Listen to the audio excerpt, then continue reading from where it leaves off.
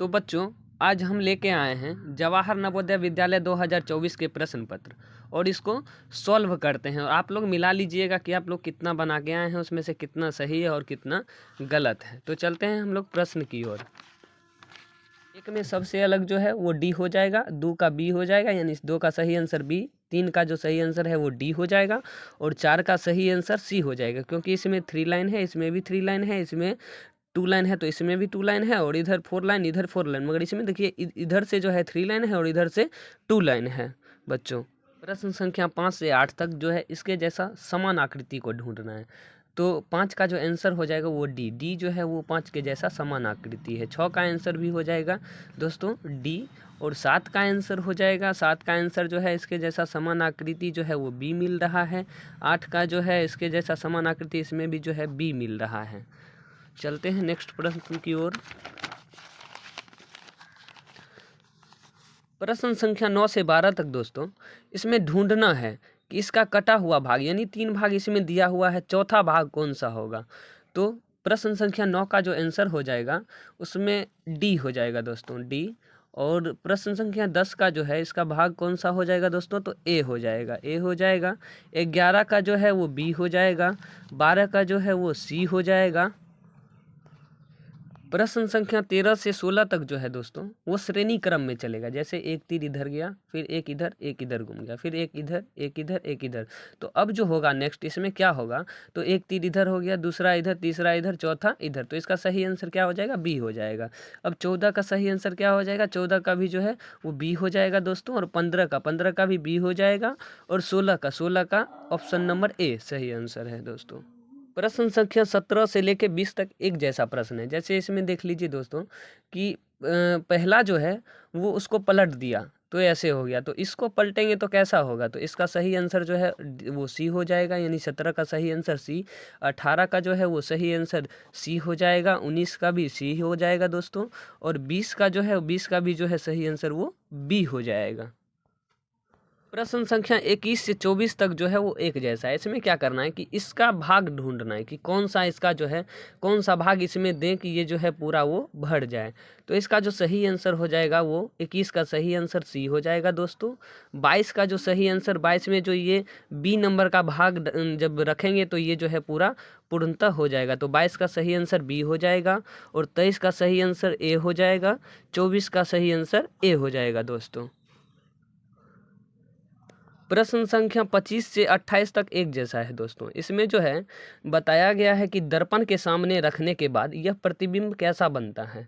तो इसमें क्या देखेंगे कि जब हम दर्पण के सामने इसको रखेंगे तो इसका प्रतिबिंब जो है वो उल्टा बनेगा। कैसा बनेगा दोस्तों, उल्टा। तो इसका जैसे 25 का जो है वो प्रतिबिंब ए बनेगा और 26 का जो है इसका सही आंसर हो जाएगा दोस्तों सी नंबर। जब इसको रखेंगे तो फिर ये उल्टा बनेगा। और 27 का भी सही आंसर जो है वो ए हो जाएगा, क्योंकि एम जो है वो इधर है, वो उल्टा होके इधर आ जाएगा, उसके बाद ओ आ जाएगा, उसके बाद टी आ जाएगा। और 28 का जो सही आंसर है वो फिर ए हो जाएगा दोस्तों। प्रश्न संख्या 29 से 32 तक जो है वो एक जैसा है। इसमें क्या करना है कि कागज को फोल्ड करके और पंच करने के बाद देखना है कि कौन सी आकृति बनेगा। तो ए का जो है ये फोल्ड करके जब हम इसको पंच करेंगे तो इसका सही आकृति निकलेगा, वो ऑप्शन नंबर ए सही होगा। और 30 का जो है दोस्तों 30 का जो है जब हम पंच करके बनाएंगे तो इसका जो है सही उत्तर जो है वो सी हो जाएगा। 31 का सही उत्तर जो है वो ए हो जाएगा और 32 का सही आंसर जो है वो बी हो जाएगा। प्रश्न संख्या 33 से 36 तक जो है वो एक जैसा है। इसमें क्या करना है कि कट आउट टुकड़ा दिया गया है, इससे जोड़कर कौन सी आकृति बनेगा ये बताना है। तो इससे जोड़ के जब हम बनाएंगे दोस्तों तो ये आकृति जो इससे निकलेगा वो डी नंबर होगा। तो इसका सही आंसर 33 का सही आंसर जो है वो डी हो जाएगा। 34 का सही आंसर ए हो जाएगा। इसका जब हम टुकड़ा बनाएंगे जोड़ेंगे तो फिर ये निकल जाएगा ए नंबर। और 35 का सही आकृति ए हो जाएगा। 36 का सही आकृति बी हो जाएगा दोस्तों। प्रश्न संख्या 37 से 40 तक जो है वो एक जैसा है। इसमें क्या करना है कि इसके जैसा छिपी आकृति को, ये जो आकृति है वो इस चारों ऑप्शन में से किसी एक में जो है वो छिपा हुआ है, तो उसको ढूंढना है कि किस आकृति में वो ऑप्शन छिपा हुआ है। तो 37 का जो है वो ए नंबर में छिपा हुआ है दोस्तों। वो कैसे ढूंढेंगे, तो देखिए यहाँ से जो आकृति बना ऐसे ऐसे करके आएगा और यहाँ तक में डब्लू मिल गया दोस्तों। अगला नेक्स्ट है 38 का जो है वो सी नंबर में छिपा हुआ है। और 39 जो है 39 का सही आंसर ए हो जाएगा और 40 का सही आंसर सी हो जाएगा दोस्तों। तो बच्चों अब आते हैं अंक गणित पे। तो 41 नंबर क्वेश्चन क्या कह रहा है, 1 किलोग्राम मिठाई से 2/3 किलोग्राम का भार के कितने मिठाई के पैकेट जो है वो बनाए जा सकते हैं। तो इसका सही आंसर जो हो जाएगा बच्चों वो 45 हो जाएगा। बाकी क्वेश्चन का जो है पूरा डिटेल में वीडियो हम बना के बाद में अपलोड कर देंगे। एक भिन्न वही तुल्य रहता है यदि एक संख्या का अंश वो हर जोड़ा जाए, एक संख्या का अंश वो हर घटाया जाए, एक ही संख्या का शून्य को छोड़कर से अंश व हर गुना किया जाए। तो इसका सही आंसर जो है वो सी हो जाएगा, यानी एक ही संख्या का अंश व हर को क्या किया जाता है तो गुना किया जाता है। एक वस्तु 2540 रुपया में बेचने पर जो लाभ प्राप्त होता है वह उस वस्तु को 1850 में बेचने पर हानि होता है। तो बराबर वस्तु का जो है क्रय मूल्य निकालना है दोस्तों। तो इसका जो सही आंसर होगा वो बी नंबर हो जाएगा। नेक्स्ट है 44 का जो प्रश्न 44 है इसका जो आंसर है दोस्तों वो सी नंबर हो जाएगा। और 45 जो है कह रहा है यदि एक वर्ग की प्रत्येक भुजा जो है अपनी 1/3 को जाए तो वर्ग का क्षेत्रफल जो है घटकर क्या हो जाएगा, तो घटकर जो है 1 नमा हो जाएगा। क्या हो जाएगा दोस्तों, तो 1 नमा हो जाएगा। प्रश्न 46 को जब हल करेंगे तो आंसर जो है वो सी प्राप्त होगा, मतलब सी जो है ऑप्शन वो आएगा। 47 है, एक वर्ग का परिमाप उस आयत के परिमाप के समान है जिसकी लंबाई 17 मीटर तथा चौड़ाई 11 मीटर है, इस वर्ग का क्षेत्रफल वर्ग मीटर में है। तो क्या होगा दोस्तों, तो इसका 196 मीटर, यानी ऑप्शन ए सही आंसर हो जाएगा। 48 का जो सही आंसर है वो हो जाएगा ऑप्शन ए यानी 12। और 49 का जो है यदि 49 नंबर क्वेश्चन क्या कर रहा है, एक वृत्ताकार प्लॉट का क्षेत्रफल जो है वो 616 वर्ग मीटर है जबकि इसकी चौड़ाई 22 मीटर है। इसके चारों ओर रुपये 7.50 यानी 7.5 रुपये प्रति मीटर की दर से बार लगवाने में कितना खर्च होगा। तो कितना खर्च होगा, तो ये 750। इसका सही आंसर डी हो जाएगा। क्या हो जाएगा, 49 का सही ऑप्शन डी नंबर जो आंसर है वो सही होगा।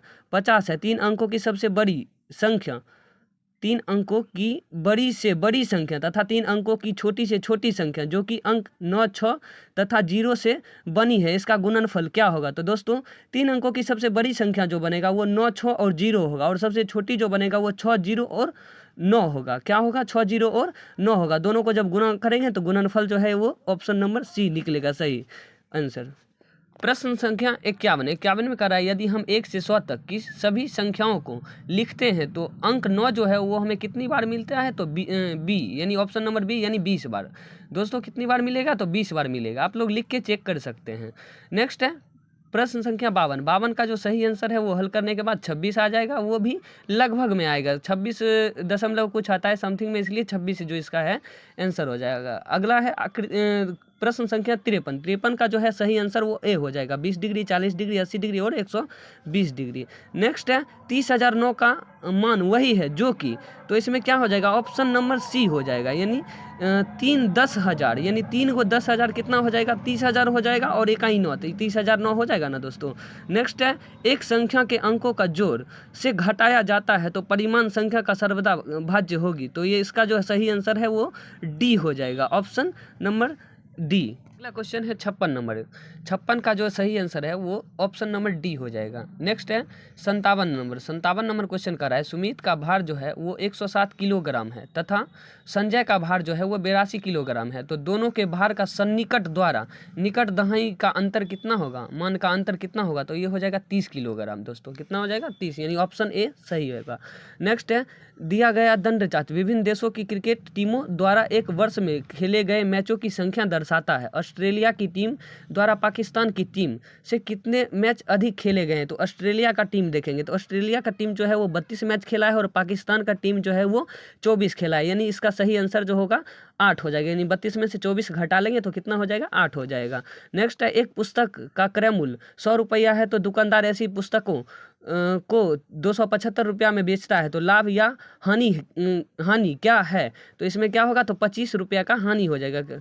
दोस्तों कितना हो जाएगा, तो 25 रुपया का हानि हो जाएगा। एक मशीन, नेक्स्ट क्वेश्चन है क्वेश्चन नंबर 60 जो है, एक मशीन 1 मिनट में 12 पृष्ठ छाप सकती है। कितना छाप सकती है दोस्तों, तो 12 पृष्ठ छाप सकती है। तो 57-60 पृष्ठ को छापने में कितना समय लगेगा, तो इसका जो सही आंसर है वो 8 घंटा हो जाएगा। कितना हो जाएगा दोस्तों, 8 घंटा। तो दोस्तों बढ़ते हैं भाषा परीक्षण की ओर। तो अनुच्छेद 1 क्या कह रहा है वैज्ञानिक और चिकित्सा हमारे शरीर के विभिन्न तंत्रों और अंगों पर टीवी के खतरनाक प्रभावों के बारे में हमें चेतावनी देते हैं। प्रत्येक व्यक्ति प्रतिदिन औसतन 3 से 4 घंटे टीवी देखते हैं, जिससे हमारी दृष्टि कमजोर होती है। तो बच्चों पर सबसे अधिक प्रभाव पड़ता है क्योंकि वे निकट से टीवी देखते हैं, जो अधिक हानिकारक है। इसके परिणाम स्वरूप सिर दर्द के सामान्य शिकायत भी आती है। लंबे समय तक टीवी देखने से हमारे शरीर स्वस्थ और मानसिक विकास के लिए हानिकारक है। नृत्य, संगीत, लड़ाई के विभिन्न कार्यक्रम की ऊंचाई आवाज़ से बहरापन आ सकता है। एक ही मुद्रा में लगातार टीवी देखने से जोड़ों में दर्द, पीठ में दर्द, मांसपेशियों में दर्द भी होता है।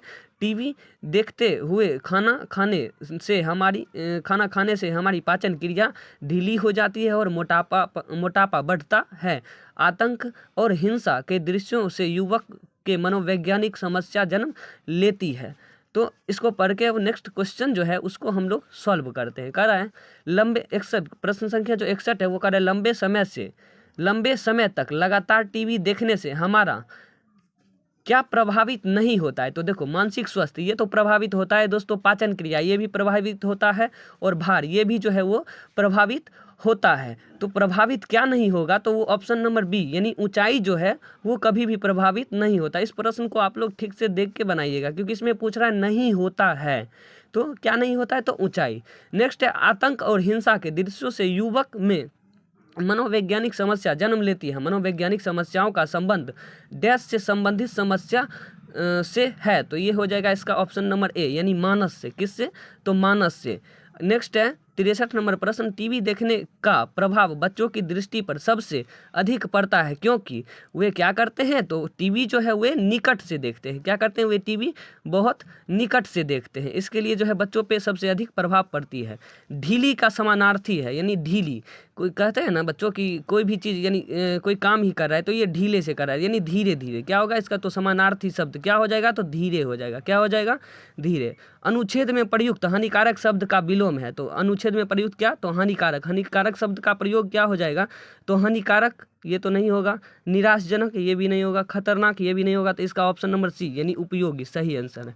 अब चलते हैं अनुच्छेद 2 पे, इसको पहले पढ़ते हैं फिर इसका क्वेश्चन जो है वो बनाएंगे। कह रहा है कृतज्ञता ज्ञापन एक महान सद्गुण है जो प्रत्येक मनुष्य में होनी चाहिए। यह एक अनुभूति है जिसके द्वारा हम किसी के प्रति धन्यवाद अभिव्यक्त करते हैं। हम अनेक रूपों में अपनी कृतज्ञता ज्ञापित करते हैं। हम अपने विचारों, शब्दों और कार्यों में कृतज्ञ हो सकते हैं। जब हम धन्यवाद कहते हैं उसका अर्थ होगा हम कृतज्ञ हैं, हमें उनके प्रति कृतज्ञ होनी चाहिए। हमारे सहायक हैं, हमें ईश्वर के प्रति कृतज्ञ होनी चाहिए क्योंकि उसने हमें उनके अच्छी वस्तुएं प्रदान की है।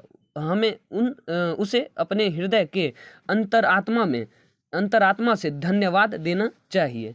ठीक है दोस्तों, तो अब इसका क्वेश्चन बनाते हैं। क्वेश्चन नंबर 66 है, धन्यवाद का अर्थ क्या है। तो धन्यवाद का अर्थ अभी जस्ट पढ़े हैं दोस्तों कि धन्यवाद का जो अर्थ है वो क्या है दोस्तों, धन्यवाद का अर्थ यानी कृतज्ञ है। क्या है, तो इसका ऑप्शन नंबर डी हो जाएगा। क्या हो जाएगा, तो कृतज्ञ। धन्यवाद का अर्थ कृतज्ञ। नेक्स्ट है प्रश्न संख्या 67, महान सद्गुण क्या है। महान सद्गुण क्या है, तो महान सद्गुण जो है वो कृतज्ञता प्रदर्शन है। क्या है, कृतज्ञता। अगला क्वेश्चन है, अपने में भी कोई कृतज्ञ हो सकता है। तो क्या हो सकता है दोस्तों, तो विचारों यानी अपना या अपनी विचारों में। किसमें, तो विचारों में। इसका सही आंसर सी हो जाएगा। नेक्स्ट है सहायक शब्द डैश है। तो सहायक शब्द क्या है दोस्तों, तो सहायक शब्द जो है वो विशेषण है। क्या है, विशेषण है। सद्गुण का अर्थ होता है, सद्गुण का अर्थ यानी गुण होता है। सद्गुण और गुण जो है वो एक ही होता है। ऑप्शन नंबर ए इसका जो है वो सही हो जाएगा। चलते हैं नेक्स्ट अनुच्छेद पे दोस्तों, अनुच्छेद 3। अब हम इसको पढ़ते हैं फिर इसका क्वेश्चन आंसर जो है बनाएंगे। कह रहा है विनम्रता एक महान सद्गुण है। विनम्रता एक महान सद्गुण है। इसका अभिप्राय है विनम्र, कोमल और सुशील होना या घमंडी होने के उलट है। यह स्वयं पर नियंत्रण रखने की गुणवत्ता है। ऐसे व्यक्ति जिद्दी नहीं होता है, वह दूसरे को सलाह देते हैं और उनके अनुभव से सीखता है। वह अपना स्वयं का विशेषज्ञ हैं। वह आसानी से नाराज नहीं होते। एक विनम्र व्यक्ति अपनी गलतियों और कमियों को मुस्कान के साथ स्वीकार करता है क्योंकि वह आत्मकेंद्रित नहीं है, इसलिए वह विचारवान हैं। चलो दोस्तों, तो फिर हम इसका क्वेश्चन जो है वो बनाते हैं। नेक्स्ट क्वेश्चन जो है वो 71 नंबर का रहा है, विनम्र एक महान है, क्या है? तो विनम्र एक महान, तो अभी जस्ट पढ़े हैं विनम्र एक क्या है? तो सद्गुण है, यानी विनम्र एक सद्गुण, सद्गुण नहीं है ऑप्शन में तो गुण है, क्या है दोस्तों? गुण, तो क्या लगाएंगे? गुण। विनम्रता एक क्या है? तो महान गुण है। नेक्स्ट है विनम्रता का अभिप्राय है, तो विनम्रता का अभिप्राय क्या होगा? सविनय होना, क्या होगा? सविनय होना, ये ऑप्शन नंबर बी सही होगा। 73 नंबर क्वेश्चन है, विनम्र व्यक्ति डैश से सीखता है, तो दूसरों से सीखता है। अभी जस्ट पढ़े हैं विनम्र व्यक्ति क्या करता है? तो दूसरों से सीखता है। नेक्स्ट है घमंडी किसका पर्यायवाची है? तो घमंडी, घमंडी पर्यायवाची किसका हो जाएगा? तो घमंडी का विनम्र ये तो नहीं होगा, कोमल ये भी नहीं होगा, सुशील ये भी नहीं होगा, तो अक्खड़ हो जाएगा। क्या हो जाएगा? घमंडी, यानी अखड़ के, कहता है ना अकड़ के चलता है या अकड़ के करता है कुछ, वही अक्खड़ हो जाएगा। नेक्स्ट है जिद्दी का विलोम, जिद्दी का विलोम क्या होगा? यानी जिद्दी का उल्टा क्या हो जाएगा? अटल, अटल तो नहीं होगा, अटल। कठोर, कठोर भी नहीं होगा। स्वेच्छाधारी ये भी नहीं होगा। सहमत हो जाएगा, क्या होगा दोस्तों? सहमत, ऑप्शन सी जो है वो सही है। अनुच्छेद 4 पे क्या कह रहा है?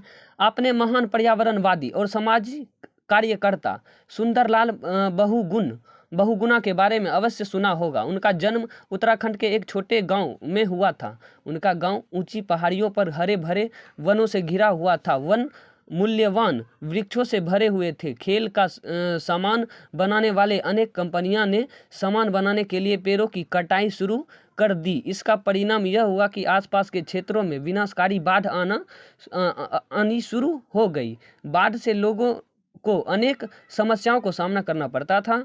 अब उन्हें अपने जीवन में वनों का महत्व समझ में आया। नेक्स्ट है, प्रश्न पे चलते हैं। 76 नंबर, सुंदरलाल बहुगुण एक महान क्या थे? तो महान पर्यावरणवादी थे। क्या थे? महान पर्यावरणवादी, यानी 76 का ऑप्शन नंबर ये सही होगा। 77 है, उनका गांव किससे घिरा हुआ था? तो हरे भरे वनों से। अभी जस्ट पढ़े हैं उनका गांव किससे घिरा हुआ था? तो हरे भरे वनों से घिरा हुआ था दोस्तों। नेक्स्ट है, वनों की कटाई के परिणाम स्वरूप डैश आने लगी, तो क्या आने लगी? तो बाढ़ आने लगी। क्या आने लगी? विनाशकारी बाढ़ आने लगी, यानी ऑप्शन नंबर ए सही होगा। नेक्स्ट है, सुंदरलाल बहुगुण संज्ञा डैश है, तो कौन सा संज्ञा होगा? सुंदरलाल जो है एक नाम है और एक पर्सनल व्यक्ति का नाम है, तो इसलिए ये व्यक्तिवाचक संज्ञा हो जाएगा। मूल्यवान का पर्यावरण क्या है? तो मूल्यवान का क्या हो जाएगा? मूल्यवान का पर्यायवाची क्या है? यानी अप्रिय, घृणास्पद, अनुपयोगी, नहीं ये सब तो नहीं होगा दोस्तों। इसका जो है अमूल्य यानी अनमोल हो जाएगा। मूल्यवान का पर्यायवाची क्या हो जाएगा? अनमोल या फिर अमूल्य, जिसका कोई मूल्य ना हो। थैंक यू दोस्तों, तो फिर मिलते हैं नेक्स्ट वीडियो में।